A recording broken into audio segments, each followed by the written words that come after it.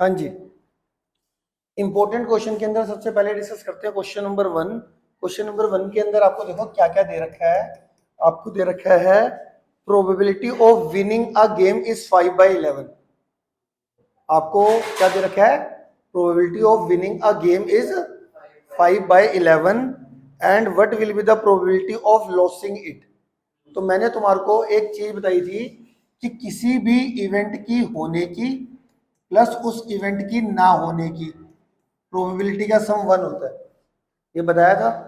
ठीक है, इसी तरीके से मतलब ई क्या है? कोई भी स्टेटमेंट, और ई नोट होता है उसका अपोजिट स्टेटमेंट। तो विनिंग और लॉस दो अपोजिट ही तो स्टेटमेंट हो गई। तो अगर मैं मान लूं ई जो है वो विनिंग गेम है, विनिंग गेम,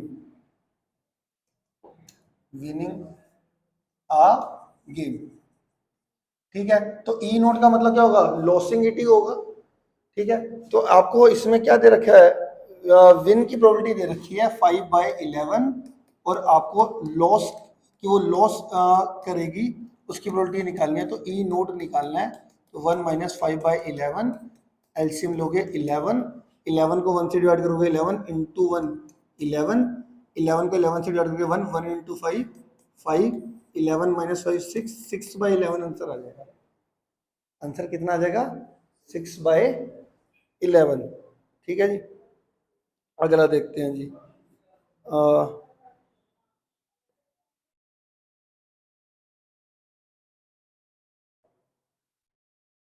इसमें क्वेश्चन नंबर 3 देखो। इसके बाद question number 3, two coins are tossed simultaneously, find the probability of getting exactly one head। क्या कह रहा है क्वेश्चन के अंदर? क्वेश्चन नंबर 3 में टू कोइन आर टोस्ड साइमल्टेनियसली। सामने देखो, अगर टू कोइन टोस्ट साइमल्टेनियसली करते हैं मतलब दो कोइन एक साथ फेंकने हैं, तो पहले एक्सपेरिमेंट ही लिखता हूं मैं। व्हेन टू कोइन टोस्ड, साथ लिखते जाओ फटाफट यहीं से, simultaneously, then total possible outcomes are, total possible outcomes are, आप बताओ ए दो कोइन को एक साथ में अगर उछालूं तो टोटल पॉसिबल आउटकम क्या आ सकता है? या तो हेड हेड, या हेड टेल, या टेल हेड, या टेल टेल। ये चार पॉसिबल आउटकम आ सकते हैं, head head, head tail, tail head और टेल टेल। 4 पॉसिबल आउटकम्स हो गए। अब 4 पॉसिबल आउटकम्स में इसने प्रोबेबिलिटी किसकी पूछी है? ये पूछ लेते हैं। प्रोबेबिलिटी निकालनी है गेटिंग अ एग्जैक्टली वन हेड, कि मैं दो कोइन उछालूं और एग्जैक्टली वन हेड आए। तो हमारे जो टोटल पॉसिबल आउटकम है वो 4 है। इस 4 में एग्जैक्टली वन हेड कितनों में आ रहा है? एक इसमें आ रहा है, एक इसमें आ रहा है। दो फेवरेबल केस हो गए। तो favourable cases of getting exactly one head or head tail and tail head.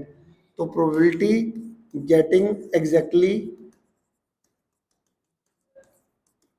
One head वो कितना आ जाएगा? पहले क्या लिखोगे formula? Number of favourable cases upon total number of cases, upon total number of cases, मतलब 2/4। आंसर आ जाएगा 1/2। 2/4 cutting करके आंसर कितना आ जाएगा? 2 को 2 से सिंप्लीफाई कर दो, तुम्हारा आंसर आ जाएगा 1/2। आ गया समझ में? जो चीज नहीं समझ में आएगी हैंड रेस करते रहना, आपको करा देंगे। आगे बढ़ते हैं जी। जो जो से क्वेश्चन कह रहा हूँ सिर्फ उतने ही करने हैं। क्वेश्चन नंबर 4 पर आ जाओ जी। क्वेश्चन नंबर 4, क्वेश्चन नंबर 4 में क्या कर रहा है? A die is thrown once, find the probability of getting prime number. ये वाला नहीं करा रहा हूँ कि भैया एक डाई थ्रो करा एक बार तो प्राइम नंबर आने की प्रोबेबिलिटी कितनी है। तो ये ओरली कर लेता हूँ। तो एक डाई को अगर मैं उछालता हूं तो टोटल पॉसिबल आउटकम्स क्या आएंगे 1 2 3 4 5 6। एक होता है टोटल पॉसिबल आउटकम, एक होता है total number of possible outcomes. फर्क पता है ना, टोटल पॉसिबल आउटकम्स में मुझे सारे पॉसिबल आउटकम्स लिख के दिखाने होते हैं और total number of possible outcomes में मुझे काउंट करने होते हैं कि टोटल कितने हैं। मेरी बात समझ में आ गई? तो इसमें 6 है तो प्राइम नंबर की प्रोबेबिलिटी निकालने को कह रहा है, तो टोटल पॉसिबल आउटकम्स में प्राइम नंबर कितने हैं? प्राइम नंबर पता है ना, जिनको डिवाइड करने जो भी नंबर एग्जैक्टली 2 नंबर से डिवाइड होता है, या कहते हैं एग्जैक्टली 2 फैक्टर होते हैं जिसके, ठीक है। तो जनरली क्या यूज करते हैं वर्ड, ज्यादातर बच्चे कौन सा वर्ड यूज करते हैं, जो अपने अपने से डिवाइड होता है और 1 से डिवाइड होता है। बट कभी कभार उसमें 1 प्राइम नंबर नहीं है, याद रखना, क्योंकि 1 को डिवाइड करने वाला नंबर सिर्फ 1 ही होता है। बट प्राइम नंबर क्या होता है, जो 2 नंबरों से डिवाइड होता है, एग्जैक्टली 2 नंबर से। तो हमारा इसमें कौन कौन से हैं, 2 है, 3 है और 5 है। When a die thrown once, then total possible outcomes are 1 2 3 4 5 6। और 1 2 3 4 5 6 में जो टोटल पॉसिबल जो प्राइम नंबर है वो है 2 3 5। जो प्राइम नंबर है तो हमारा प्रोबेबिलिटी आ जाएगी 3/6। फेवरेबल केस 3 आ गए, प्राइम नंबर के कोरस्पॉन्डिंग प्रोबेबिलिटी आ गई 3/6। ठीक है जी, इसके आगे चलते हैं क्वेश्चन नंबर 4। अब ये जो उनसे क्वेश्चन मैं ओरली डिस्कस कर रहा हूँ वो लिखने हैं आपने, ठीक है। क्वेश्चन नंबर 5 पर आ जाते हैं। From a well shuffled pack of card a card is drawn at the random, find the probability of getting black queen. Black queen की प्रोबेबिलिटी निकालनी है। तो हमारे को पता है टोटल 52 कार्ड्स होते हैं। इस 52 कार्ड्स के अंदर रेड कलर के कार्ड होते हैं 26 और ब्लैक कलर के कार्ड होते हैं 26। और जो ब्लैक कलर में 2 डिजाइन होते हैं, स्पेड और क्लब, इसमें 26 2 में डिवाइड होते हैं, 13 और 13 में। इस 13 में कौन सा था, एस 2 से लेकर 10 तक, जैक क्वीन और किंग। ऐसे सिमिलरली चारों में हो जाते थे। तो जैक क्वीन को ब्लैक कलर के अगर बात करिए, ब्लैक कलर की क्वीन तो एक स्पेड में होगी और एक क्लब में होगी, एक स्पेड में होगी और एक क्लब में होगी। तो हमारी प्रोबेबिलिटी कितनी आने वाली है, 2 2 हो गया ना ब्लैक क्वीन, 2/52। तो प्रोबेबिलिटी ऑफ ब्लैक क्वीन कितनी आ जाएगी, प्रोबेबिलिटी ऑफ ब्लैक क्वीन कितनी आ जाएगी, 2/52 कैंसिल होके 1/26। मेरी बात समझ में आ गई? ठीक है जी, इसके आगे देखते हैं जी। 6th हो गया, 7th 5th हो गया, ये 6th क्वेश्चन देखते हैं जी। क्वेश्चन नंबर 6 देखते हैं। Probability of getting a bad egg in a lot of 800 egg is 0.125। अब ये बहुत बढ़िया क्वेश्चन है, एनसीईआरटी में इसके जैसा क्वेश्चन नहीं है। तो क्या कह रहा है, मेरे पास एक ना 800 एग्स हैं टोटल, और उसमें जो बैड एग है उसकी प्रोबेबिलिटी दे रखी है 0.125। प्रोबेबिलिटी कितनी दे रखी है, 0.125। टोटल एग जो है, टोटल नंबर ऑफ एग वो है कितने, 800। और उसमें प्रोबेबिलिटी ऑफ बैड एग कितना दे रखा है, 0.125। ठीक है जी। अब हमारे को निकालने को क्या कर रहा है, find the number of bad egg निकाल दो। Find the number of bad egg निकालने हैं। और नंबर ऑफ बैड एग कैसे निकलते हैं, बैड एग की जो प्रोबेबिलिटी होती है उसका फॉर्मूला वैसे कैसे बनेगा, number of bad egg, number of bad egg upon total number of egg, number of bad egg upon total number of egg is equal to 0.125। आ गया समझ में? बैड एग की प्रोबेबिलिटी समझ में आई? बैड एग की प्रोबेबिलिटी आप कैसे निकालते हो, आप बताओ। नंबर ऑफ बैड एग ऊपर अपॉन टोटल एग नीचे। तो यहाँ पर टोटल, तो नंबर ऑफ बैड एग तो मेरे को निकालने थे और टोटल नंबर ऑफ एग मुझको गिवन है। तो number of bad egg as it is upon total number of egg जो थे वो थे 800 is equal to 0.125। Cross multiply कर लो इसको इससे, 0.125 into 800 is equal to number of bad egg. अब 0.125 तीन डिजिट के बाद पॉइंट है, तो मैंने 1000 लगा दिया, इंटू 800 कर लिया। 20 से ये 20 कैंसिल हो गई, और ये 5 से कैंसिल हो रहा है। 5 को करेंगे तो ये 25 आ जाएगा, ये 5 2 जा 10, 2 से करके ये आ जाएगा 4, 25 को 4 से मल्टीप्लाई करके आ गया 100। 25 को 4 से मल्टीप्लाई करके कितना आ जाएगा? 100x आ गया। क्या मेरी बात समझ में आई? बढ़िया क्वेश्चन था। अब इस तरीके के क्वेश्चन आते हैं ये, और ये एक एक दो दो नंबर में आएंगे, तो बहुत बड़े 4 नंबर में नहीं आने वाला, तो आपका अच्छा लेवल होना चाहिए। ठीक है, क्लियर होगी बात? जिसका रह जाएगा वो मेरे स्कैनर से भी देख सकता है, जो मैं क्यूआर कोड भेजूंगा। ठीक है, इसके बाद आगे चलते हैं। Probability of getting a bad pain in a lot of, same question है, होमवर्क में है 7th क्वेश्चन। ठीक है, 8 क्वेश्चन देखते हैं। Archana calculates the probability of her winning first prize in a lottery is 0.04। If the 1200 tickets are sold, how many tickets has she bought? Has she boat है, तो question ये same to same जैसे अभी के 2 part पढ़े थे, फिर भी करा देता हूं, कंफ्यूज मत हो जाना। क्वेश्चन नंबर 8 जो हमारे को दे रखा है, क्वेश्चन नंबर 8 में क्या कह रहा है? प्रोबेबिलिटी दे रखी है हर विनिंग फर्स्ट प्राइज, प्रोबेबिलिटी की विनिंग फर्स्ट प्राइज,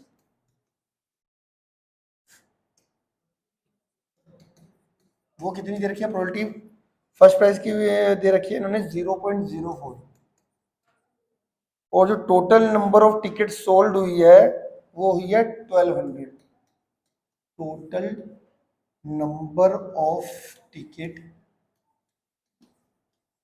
सोल्ड वो कितनी है?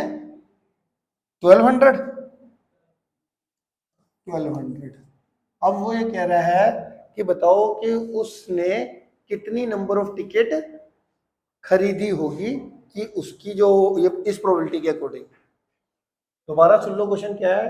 क्वेश्चन में आपको दे रखा है कि total number of ticket sold हुई है 1200, और उसमें से एक लड़की ने कुछ नंबर ऑफ टिकट्स खरीदी है इस 1200 में से, और उसकी जो प्रोबेबिलिटी है कि फर्स्ट प्राइज विन करने की वो दे रखी है 0.04। अब बताना है कि उस लड़की ने टोटल नंबर ऑफ टिकट्स खरीदी कितनी थी 1200 में से। तो मुझे तो पता नहीं अभी कितनी खरीदी थी, तो हम ये मान लेते हैं कि लेट कर लेते हैं let number of ticket purchase, वो लेट कर लेते हैं एक्स। तो इसकी फर्स्ट प्राइस की विन करने की प्रोबेबिलिटी कितनी होती है? एक्स अपॉन टोटल टिकट्स कितनी सोल्ड होती है? 1200। टोटल नंबर ऑफ टिकट्स जितनी भी उसने खरीदी है वो उसके फेवरेबल केस हो गए। टोटल टिकट्स जो थी वो थी 1200 अपॉन 0.04, क्रॉस मल्टीप्लाई कर लो 0.04 इंटू 1200, 2 डिजिट के बाद पॉइंट है तो 100 लगा दो, 100 से 100 कैंसिल, 12 4 जा 48। एक्स क्या माना था? टिकट परचेज कितनी हुई थी, तो number of ticket purchase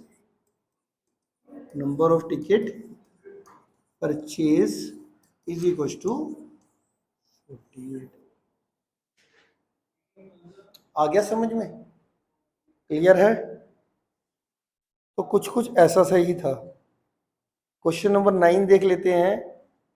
A card is drawn at the random from a well-shuffled pack of 52 cards. Find the probability of getting red face card. NCERT question है, कर सकते हो। वैसे जनरल डिस्कस करते हैं। जो रेड फेस कार्ड है वो कितने हैं? होते कितने रेड फेस कार्ड? 6 होते हैं। 3 जैक क्वीन किंग हार्ट के अंदर 3 और डायमंड के अंदर 3। 3 और 3 कितने हो गए? 6। 6 अपॉन 52 उसका आंसर आ जाएगा। ठीक है, ये आप कर सकते हो। तो आपने ये कर लेना है। ठीक है, आगे बढ़ते हैं। क्लियर है? अगला है हमारे पास क्वेश्चन नंबर 8 के बाद question number 9। A card is drawn is, ये क्वेश्चन नंबर 9 था ना ये। अब 10th भी आसान है, वो आप कर सकते हो कि एक डाई थ्रो कर रखी है, प्रोबेबिलिटी बतानी है getting a number greater than 4। Die के अंदर टोटल पॉसिबल आउटकम वही होते हैं 1 2 3 4 5 6, उसमें हमारा ग्रेटर देन 4 नंबर आए उसकी प्रोबेबिलिटी निकालनी है। तो ग्रेटर देन 4 कौन कौन से नंबर होते हैं? 5 और 6, मतलब टोटल पॉसिबल आउटकम्स में जिसकी प्रोबेबिलिटी निकालनी है उसके फेवरेबल केस कितने होंगे? दो। आप क्या लिखोगे इसके अंदर कि प्रोबेबिलिटी, क्वेश्चन नंबर 10 में क्या लिखोगे? प्रोबेबिलिटी ग्रेटर देन 4, वो कितनी आ जाएगी? 5 और 6, तो 2/6 और 1/3। तो favourable case, number of favourable cases कितने हो गए? 2। दैट इज, यहां पे लिख सकते हो 5 एंड 6। समझ रहे हो? ये आसान था इसलिए कुछ ज्यादा। अगला देखते हैं।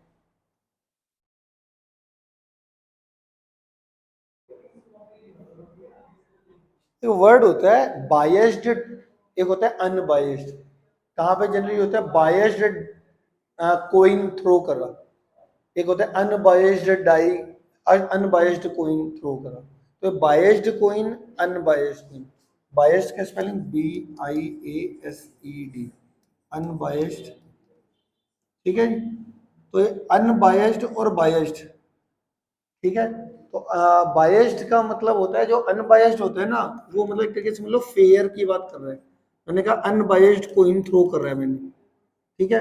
बायस्ड का मतलब उसमें कुछ ना कुछ हमने अपने नेचुरल से अलग सेटिंग कर रखी है, ठीक है। जैसे मैंने एक कोइन लिया, इस तरफ भी हेड कर दिया, इस तरफ भी हेड कर दिया, दो कोइन चिपका के, तो वो हमारा अनबायस्ड कोइन हो गया। तो जो नेचुरल चीजें होती है वो क्या होती है? अनबायस्ड। और बायस्ड का मतलब उसमें हमने कुछ सेटिंग करके उसकी नेचुरल से अलग कर दी, ठीक है। तो कहीं पे भी बोला जाता है अनबायस्ड या बायस्ड, उसका मीनिंग क्लियर हो गया। तो अनबायस्ड का मतलब समझ लो फेयर की बात हो रही है, जो जो नॉर्मली हमारे को मार्केट में मिलता है। तो क्या कह रहा है? An unbiased die is thrown once, find the probability of getting a multiple of 3। बताओ मल्टीपल ऑफ 3 फेवरेबल केस कौन से होते हैं? एक डाई को थ्रो करा और उसमें मल्टीपल ऑफ 3 आना चाहिए। हमेशा फेवरेबल केसेस लिखने की कोशिश किया करो कि हमारे फेवरेबल केसेस कौन से होंगे? Favourable cases of multiple of 3 are 3 and 6। देखो लिखने का एक मैंने अपना फिक्स पैटर्न बना रखा है। वैसे तो तुमने जितने भी क्वेश्चन कराए होंगे देख लिया होगा। सबसे पहले ऊपर क्या लिखूंगा मैं? When a unbiased die thrown once, सबसे पहले क्या लिखा? एक्सपेरिमेंट। उसके बाद अगर आप टोटल पॉसिबल आउटकम्स लिख सकते हो, अगर कम है तो लिख देते हैं। तो total possible outcomes are, total possible outcomes are कौन कौन से हो गए? 1 2 3 4 5 6, 1 2 3 4 5 6। इसमें मल्टीपल ऑफ 3 कौन से हो गए? 3 एंड 6। साफ साफ जिसकी प्रोबेबिलिटी निकालनी है टोटल पॉसिबल आउटकम लिख दिए, जिसकी प्रोबेबिलिटी निकालनी है उसके फेवरेबल केस लिख दिए, फिर फॉर्मूला मल्टीपल ऑफ 3 की निकालनी है। इसमें आपने पहले राइट साइड फॉर्मूला लिखा और फिर वैल्यू पुट करी, आपका आंसर आ गया। ये एक स्टैंडर्ड पैटर्न है लिखने का। चाहे नंबर 1 में तो तुम्हारे को पता ही है जल्दी जल्दी कर देना है, ठीक है, बिना सोल्व करे। अगर MCQ आपको आते हैं तो आप करते ही हो। तो ये हमारा था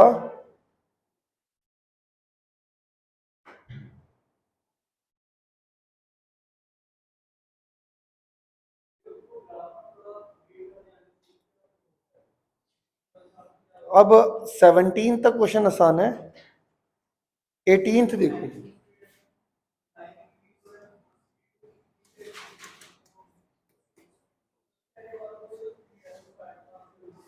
18th में a letter is chosen at the random from the letter of the word assassination. Find the probability that letter chosen is a vowel. Letter chosen is a vowel. तो क्या कह रहा है, एक ना वर्ड है, गिवन वर्ड है assassination, यहाँ पे लिख लेते हैं पहले। गिवन वर्ड हमारे को क्या दे रखा है,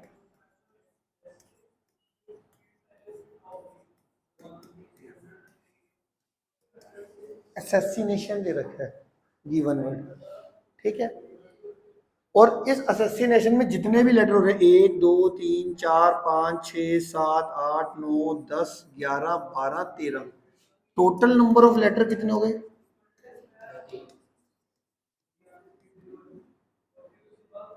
टोटल नंबर ऑफ लेटर हो गए 13, ठीक है जी।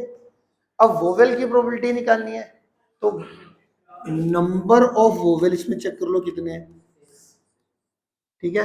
होते वही होते हैं ना, ए ई आई ओ यू, देखो कौन सा है, 1 2 3 4 5 6 लेटर आपके इस टोटल 13 में से नंबर ऑफ वोवेल जो है वो 6। समझ में आ रहा है इतनी बात। तो अगर मैं कहूँ जी अब प्रोबेबिलिटी की इस 13 लेटर में से एक लेटर बिना देखे पिक करना है और वो वोवेल आना चाहिए, तो वो 13 लेटर में से एक लेटर सेलेक्ट करना है। तो कुछ ऐसा ऐसा समझ लेते हैं कि एक बकेट के अंदर 13 हमने लेटर डाल रखे हैं या 13 लेटर की पर्ची डाल रखी है, 13 लेटर में से अब एक लेटर मैं पिक करूंगा और वो लेटर वोवेल होना चाहिए, क्या प्रोबेबिलिटी है। तो आपके पास 6 फेवरेबल केसेस हुए ना, 6 लेटर वाली पर्ची तो एक होगी उसमें, तो हमारे पास प्रोबेबिलिटी की गेटिंग वोवेल वो कितना आ जाएगा हमारा, वही number of favourable cases to vowel upon total number of cases, वो कितना आ जाएगा 6/13, 6/13।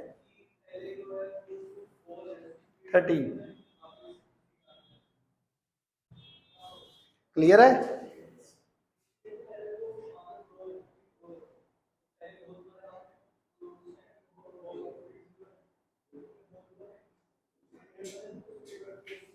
इसके बाद देखो question number 20, question number 20, question number 20 में two players Sangeeta and Reshma play a tennis match, it is known that probability of winning the match by Sangeeta is 0.62, what is find the probability of winning the Reshma. अब tennis वाला game है, tennis में आपको पता है कि generally दो बंदे आमने सामने खेल रहे हैं, तो एक जीतेगा दूसरा हारेगा। तो मान लो संगीता की अगर जीतने की प्रोबेबिलिटी जो है वो रेशमा की हारने की होगी, समझ रहे हो मेरी बात।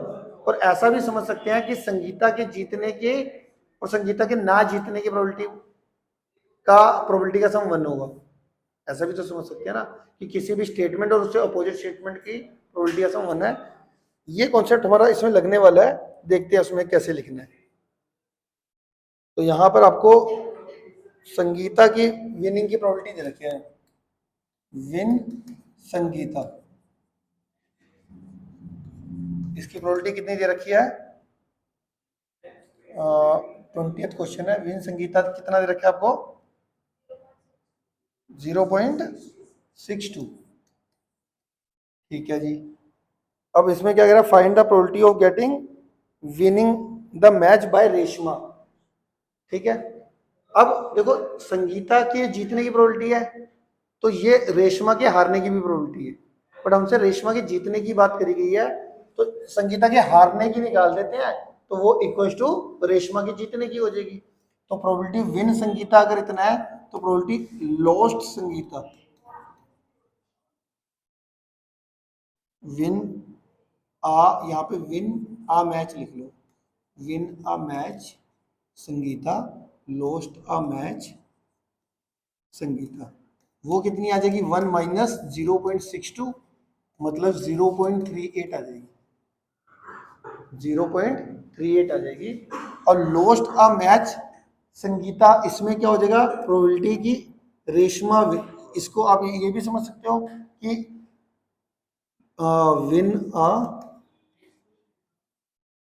विन अ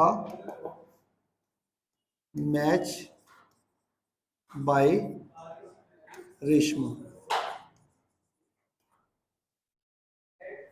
ठीक है जी, win a match by Reshma, क्योंकि जो संगीता के लॉस करने की है वो रेशमा के जीतने की प्रोबेबिलिटी होगी। क्लियर हो गया? ठीक है, किसी बच्चे को कोई डाउट है साथ के साथ पूछ लेना।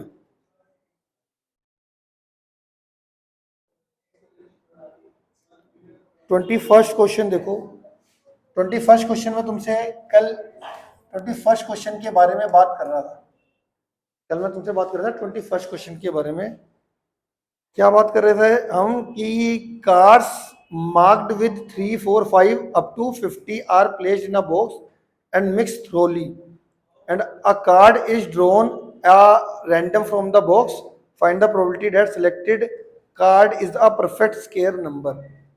तो हमारे जो कार्ड्स मार्क हुए हैं, कार्ड्स मार्क वो कितने हो रखे हैं, विद नंबर 3 to 50 हो रखे हैं, 3 to 50। और 3 to 50 में अर्शिया बताएगी कि 3 to 50 के अंदर टोटल नंबर ऑफ कार्ड्स कितने बने।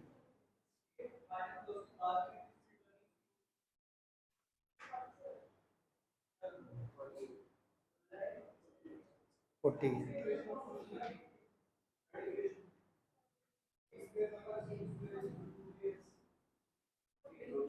48, नहीं उसी से पूछो। 48 बनेंगे, 48 कैसे बनेंगे, 1 से लेकर 50 में 50, 1 और 2 नहीं है, 1 और 2 कार्ड नहीं है ना, तो 48। मैंने कल भी बताया था, ध्यान देना इस बात का, कि कोई तुमसे पूछे 5 to 26 कितने बने, ऐसे बीच में पूछ रहे हैं, तो हमेशा आपने 1 से लेकर 26 हो गए और 4 माइनस कर दो पहले 4, तो 22 हो गए। बट बच्चे कैसे करते हैं, 26 माइनस 5। अगर आपने ऐसे करना है तो आपने 26 माइनस 5 प्लस 1 जरूर करना, तो आपके एग्जैक्ट आ जाएंगे। ठीक है, तो बीच में से पूछते हैं टोटल नंबर, इसमें सबसे कॉमन मिस्टेक होती है टोटल नंबर ऑफ कार्ड्स लिखने में, बाकी तो सब आसानी है। तो टोटल नंबर ऑफ कार्ड्स कितने हो गए, नंबर ऑफ कार्ड्स वो हो गए हमारे 40, कितने, 48। अब इसमें प्रोबेबिलिटी किसकी निकालनी है, परफेक्ट स्क्वायर नंबर की। तो परफेक्ट स्क्वायर के फेवरेबल केसेस लिख लो, favourable cases to perfect square number, perfect square number are कौन कौन से होंगे आप बताओ। 1 तो होगा नहीं क्योंकि 1 तो है ही नहीं इसमें, फिर 1 का 2 का स्क्वायर 4, 3 का स्क्वायर 9, 4 का स्क्वायर 16, 25, 36, 49, 1 2 3 4 5 6 प्रोबेबिलिटी की परफेक्ट स्क्वायर नंबर आएगा, आप परफेक्ट स्क्वायर नंबर, उसकी प्रोबेबिलिटी होगी 3 और 3 6 अपॉन 48, कटिंग करके 1/8 आंसर आ जाए। सही है दोस्तों, 100%। Question number 21।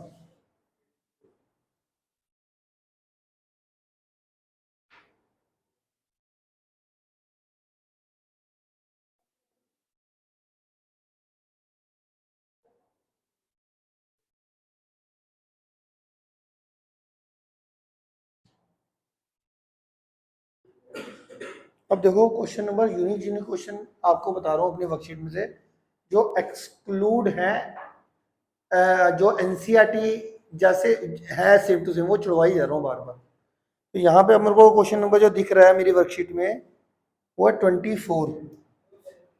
कुछ सिमिलर वे में है जो कि आप खुद कर सकते हो, वो नहीं करवा रहा हूं। क्वेश्चन नंबर 24 देखो, two different dice are tossed together, find the probability that product of two number on the top of the dice is 6।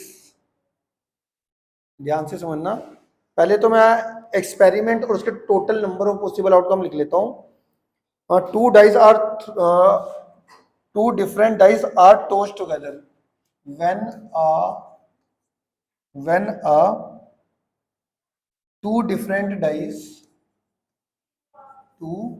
different dice are tossed together, then total number of possible outcomes are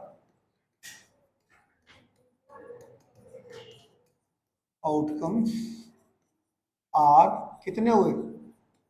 36। कल बताया था ना, to dice अगर throw करते हैं तो total number of possible outcomes कौन से होते हैं? 36। कौन से होते हैं? डेट इज कौन कौन से बताए थे? 11 से लेकर 16, 21 से लेकर 26। इस मान लो जैसे 11 है तो पहली डाइस में भी 1 आया और दूसरी डाइस में भी 1 आया। ऐसे 31 से लेके 36, 41 से लेकर 46, 51 से लेकर 56 और 61 से लेकर 66। ठीक है जी, क्लियर है? अब इसने हमसे पूछा क्या हुआ है वो देखते हैं। कह रहा मान लो मैंने दो डाइस थ्रो करी और उन पर जो नंबर आया उनका जो मल्टीप्लीकेशन अगर मैं करूं तो 6 आना चाहिए, वो बताओ कितने फेवरेबल केस हैं। तो अब 36 में देखो कि जैसे 1 इंटू 6, ये हमारा फेवरेबल केस है। पहली डाइस में 1 आए, दूसरी डाइस में 6 आए। बट मैं क्या सोच रहा हूँ कि मैं ना ये टोटल पॉसिबल आउटकम्स ना आपके दिमाग में होनी चाहिए। वैसे मैं देखना चाहूँ तो इसके मैं फेवरेबल केसेस लिख ही लूंगा। फेवरेबल केसेस कितने होंगे? फेवरेबल केसेस की बात करूं अगर मैं आर, मैं अपने हिसाब से बस ले लेता हूँ। देखो पहला नंबर अगर मैं 1 लूं तो दूसरा कौन सा होना चाहिए? 6 मल्टीप्लाई करके 6 आना चाहिए ना। अब इधर एक नंबर मैंने बढ़ा दिया, 2 के साथ क्या आना चाहिए? 6 मल्टीप्लाई 6 आना चाहिए ना मल्टीप्लाई करके 3। एक और बढ़ा दिया 3, इसके साथ क्या आना चाहिए? 2। 4 के साथ 6 आ नहीं सकता क्योंकि 4 को किसी से भी मल्टीप्लाई करोगे 6 नहीं आएगा। 5 के साथ भी नहीं आएगा। 6 के साथ 1। तो हमारे 4 केसेस हो गए, मतलब 36 केसेस में से ये 4 केस तो आएंगे ही। तो हमारे फेवरेबल केस हो गए 4। तो हमारा प्रोबेबिलिटी कितना आने वाला है? प्रोबेबिलिटी कितना आएगा मेरे पास कि प्रोडक्ट 6 आए? वो आ जाएगा मेरा कितना? 4 था ना, 4/36। आंसर आ जाएगा 1/9। 1/9। आगे चलते हैं जी, ये हमारा क्वेश्चन था 24। अगला देखो जी 25। 25 देखो यूनिक क्वेश्चन आ रहे हैं आपके।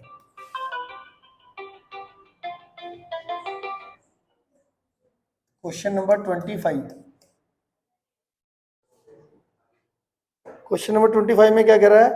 अ number x is chosen at random from the number -4 minus, देखो आपको गिवन नंबर दे रखे हैं। Given numbers are -4, -3, -2, -1, 0, 1, 2, 3, 4। ये आपको दे रखा है। ये टोटल नंबर अगर मैं 9 देखूं तो 9 है। टोटल नंबर कितने हैं ये? 9। इसमें से प्रोबेबिलिटी किसकी कह रहा है? प्रोबेबिलिटी निकालनी है।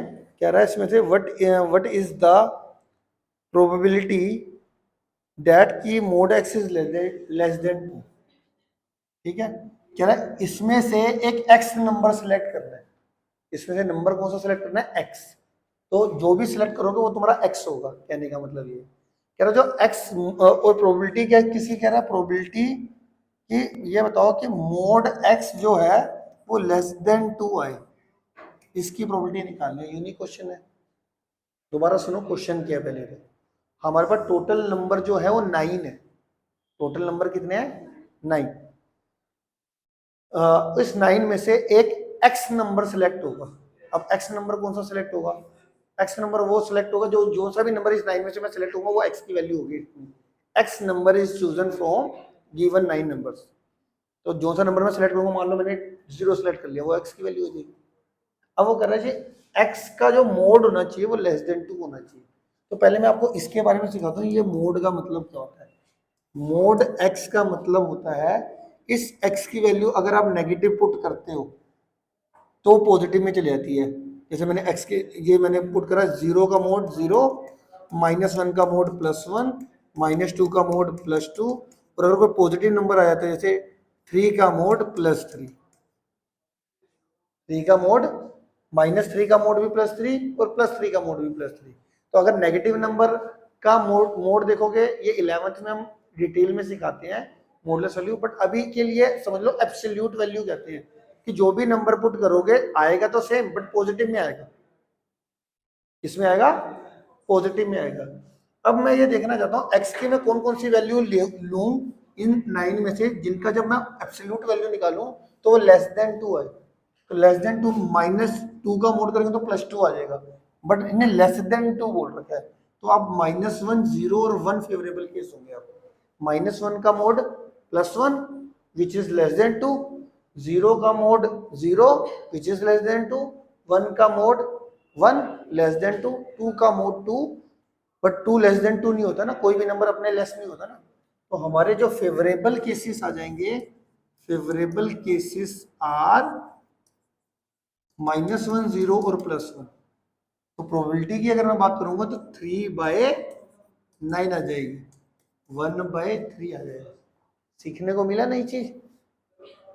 तो देखो जब भी कोई आप एक्स्ट्रा बुक्स पढ़ोगे तो उसके अंदर क्या होता है कि अब इसमें मैं बहुत सारे क्वेश्चन देख रहा हूँ, एनसीईआरटी भी है, बट आपको 50 में से 20 क्वेश्चन सीखने को एक्स्ट्रा मिल जाते हैं। इससे आपका कॉन्फिडेंस बढ़ जाता है भाई अब कोई सा भी क्वेश्चन आ जाए। ठीक है जी। तो ये क्वेश्चन कौन सा था मेरा? 25।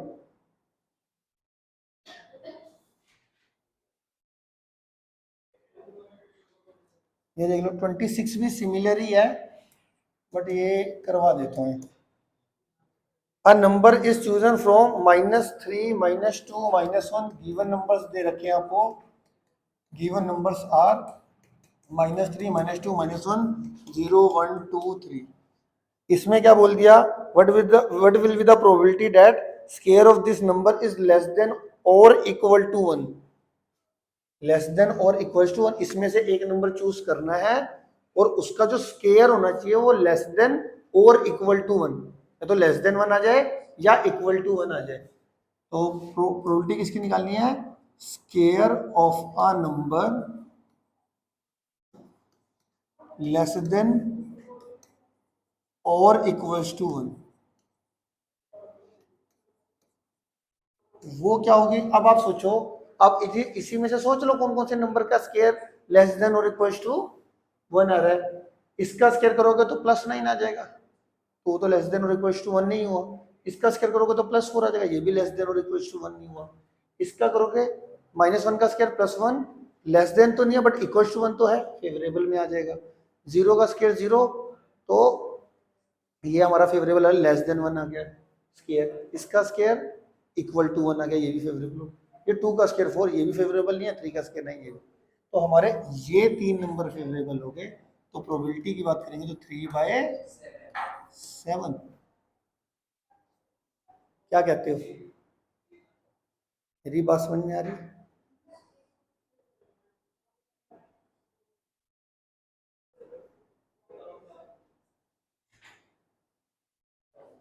Question number 27। Probability of selecting a rotten apple randomly from a heap of 900 apples। तो आपको प्रोबेबिलिटी दे रखी है टोटल, ये ऐसा तो क्वेश्चन करा चुका हूँ। टोटल नंबर ऑफ एप्पल कितने हैं? 900। उसमें से नंबर ऑफ प्रोबेबिलिटी की हमारे पास रोटन एप्पल की जो प्रोबेबिलिटी है वो कितनी दे रखी है 0.18 0.18 तो ये दे रखी है। और फाइनली हमारे से पूछा जा रहा है what will be the number of rotten apple in the heap. 900 Apple में से नंबर ऑफ रोटन एप्पल कितने हैं। रोटन एप्पल मतलब खराब एप्पल, ठीक है, मेरी बात समझ में आ गई। तो टोटल नंबर ऑफ एप्पल कितने हैं 900 और उसमें जो रोटन एप्पल है उसकी प्रोबेबिलिटी दे रखी है but number of rotten Apple निकालनी है।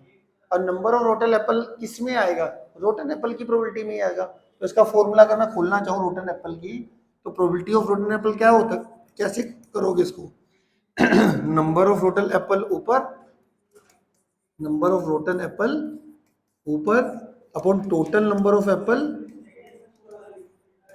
नीचे।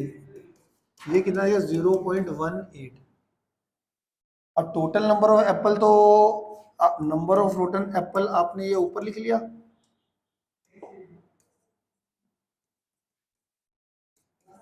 ये ऊपर लिख लिया और टोटल नंबर ऑफ एप्पल कितने हैं total number of apple 900 is equal to 0.18।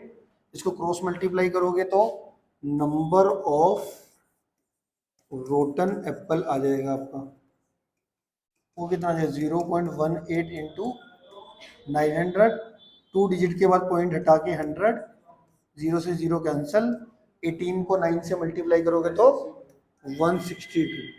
तो 900 में से 162 रोटन एप्पल, ठीक है।